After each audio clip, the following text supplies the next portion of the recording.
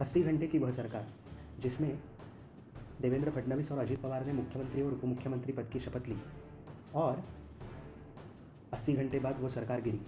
अगर वो सरकार शरद पवार के अनुमति से नहीं बनी थी तो आखिर वो सरकार अस्तित्व में आई ही क्यों, और अगर उनसे अनुमति से बनी थी तो वो सरकार गिरी ही क्यों। आपके मन में ये प्रश्न आए ही होंगे। अब तक किसी ने भी इन सवालों का जवाब नहीं दिया, लेकिन आज वो सही वक्त आ चुका है कि इस सवाल का जवाब दिया ही जाए। असल में इस सरकार में उप मुख्यमंत्री बनने वाली थी शरद पवार की बेटी सुप्रिया सुले, जी हाँ, लेकिन बीच में आ गए अजित पवार और उन्होंने इस सरकार में उप मुख्यमंत्री पद की शपथ ली। आखिरकार हुआ क्या?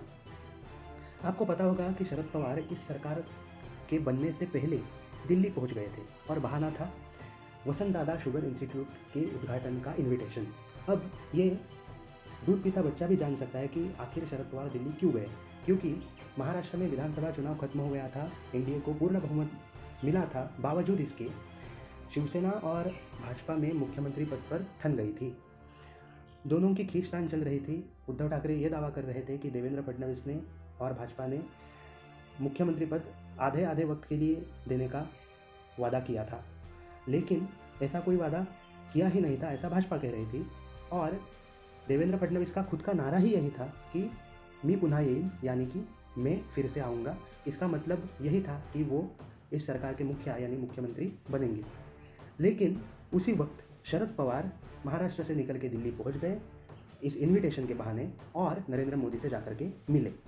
और इसी मीटिंग में, अगर ये इनविटेशन की मीटिंग थी और जिसका इनविटेशन सिर्फ प्रधानमंत्री को देना था, तो उस मीटिंग में अमित शाह क्यों पहुंचे?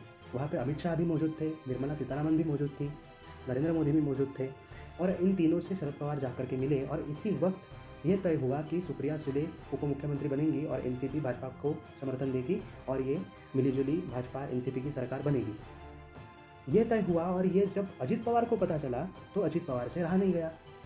अरे, उनका मौका कोई छीन ले और वो चुप बैठे, ऐसा तो नहीं हो सकता। सुप्रिया सुले को केंद्र में मंत्री बनाना या फिर मुख्यमंत्री या उप मुख्यमंत्री बनाना, ये शरद पवार का हमेशा से ही सपना रहा है और ये हम बात बहुत दिनों से, बहुत सालों से सुनते आए हैं।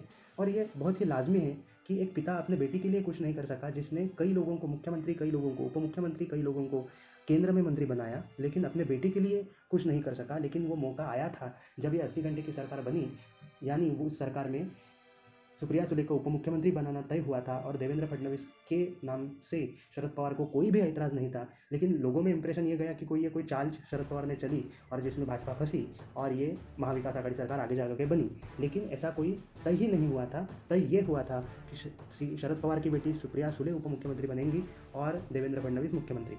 तो हुआ ये कि अजित पवार बीच में आ गए। अजित पवार के सबसे करीबी साथी धनंजय मुंडे, ये दोनों ने रातों रात सभी एमएलएस को एक साथ अपने साथ लिया और वो सरकार महाराष्ट्र की सरकार बनी 80 घंटे की।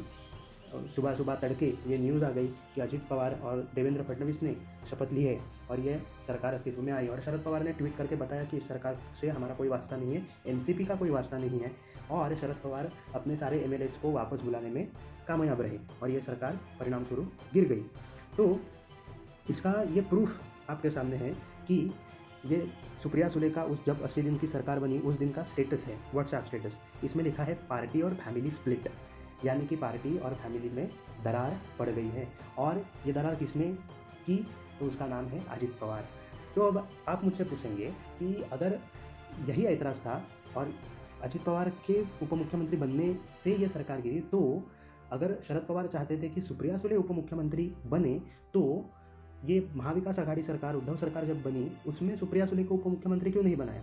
इसका आंसर सीधा साधा है कि अगर ऐसा होता, सुप्रिया सुले को उप मुख्यमंत्री पद दिया जाता इस सरकार में, तो ये बात सबके सामने आ जाती थी कि केवल अजित पवार फडणवीस सरकार में 80 घंटे की सरकार में उप मुख्यमंत्री बने, इसी कारणवश शरद पवार ने यह सरकार गिराई। अगर सुप्रिया सुले बन जाती तो यह शरद पवार सरकार नहीं गिराते, ऐसा इंप्रेशन लोगों में ना जाए, इसलिए मजबूरन अजित पवार को आई हुई नई महाविकास आघाड़ी सरकार में उप मुख्यमंत्री बनाना पड़ा। आपको याद होगा कि उप मुख्यमंत्री अजित पवार बनेंगे या जयंत पाटिल बनेंगे या कोई और बनेगा, इस पर बहुत दिन गए और बहुत दिनों के बाद कम से कम एक हफ्ता गया और उतने वक्त के बाद अजित पवार का नाम तय हुआ, क्योंकि मजबूरी थी कि अजित पवार को मुख्यमंत्री पद नहीं दिया तो कोई गलत संदेश जनता में जाएगा। और अजित पवार बहुत मजे हुए खिलाड़ी हैं, बहुत ही अच्छा खेले और शरद पवार को एक ऐसी चोट उन्होंने पहुंचाई है और इसका खामियाजा भी अजित पवार कभी ना कभी भुगतेंगे। कोई शरद पवार है, ये कोई ऐरा गैरे आदमी नहीं है, ये इसका बदला अजित पवार से ज़रूर लेंगे। लेकिन ये बात माननी पड़ेगी, अजित पवार सही खेल गए, उप मुख्यमंत्री पद उन्होंने नहीं गंवाया और फिर से वो उप मुख्यमंत्री बने।